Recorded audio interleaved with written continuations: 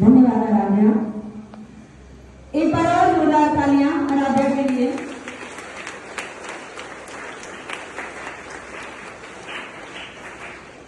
अब मैं कक्षा 10वीं से रिद्धिमा सिंह को बुलाना चाहूंगी।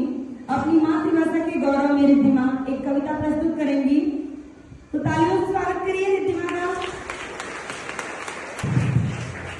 सुप्रभात, मेरा नाम रिद्धिमा सिंह है। मैं कक्षा 10वीं की छात्रा हूँ और आज के इस अवसर पर हिंदी को महत्व बताना चाहती हूँ अपने कविता के कि आखिर हिंदी क्या है। परिधान चढ़ा